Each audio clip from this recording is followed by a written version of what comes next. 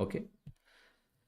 ये सवाल देखिए, कह रहा है कि एक सर्टेन क्वांटिटी है राइस की, उसको हमने एक्स रुपए में खरीदा है और वाई रुपए में बेचा है। इससे क्या हो रहा है कि हमारी प्रॉफिट हो रहा है 25% का, 25% का।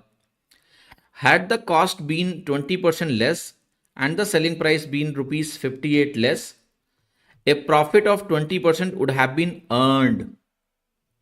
Find the value of x. देखिए क्वेश्चन देखिएगा, सबसे पहले तो आप करो कि आपने एक्स में खरीदा, वाई में बेचा, इससे आपको 25% का लाभ हुआ इस ट्रांजैक्शन में, कुछ ऐसा हुआ। फिर आप करो, अगर कॉस्ट प्राइस 20% कम होती और सेलिंग प्राइस ₹58 कम होती तो 20% का लाभ होता। तो यहां दूसरे सिनारियो में आप करो, आपको 20% का लॉस यानी प्रॉफिट हो रहा है।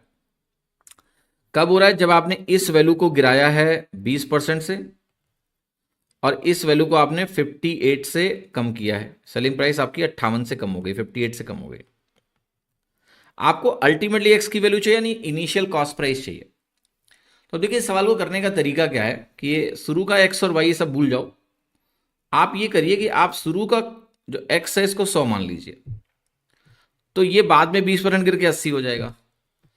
25% बढ़ेगा तो ये 125 होगा, और 80 अगर 20% से बढ़ेगा तो 80 16 बढ़ जाएगा, 20% 80 का 16 होगा, तो ये वैल्यू 96 हो गई।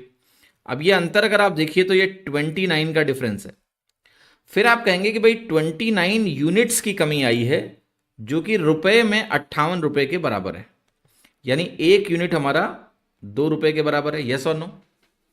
और एक यूनिट अगर 2 के बराबर है तो जो एक्स की वैल्यू है वो शुरू में क्या है? 100 यूनिट। तो 100 यूनिट क्या हमारी ₹200 के बराबर हो गई? यस। तो हमारा आंसर क्या हो गया? A is the right answer.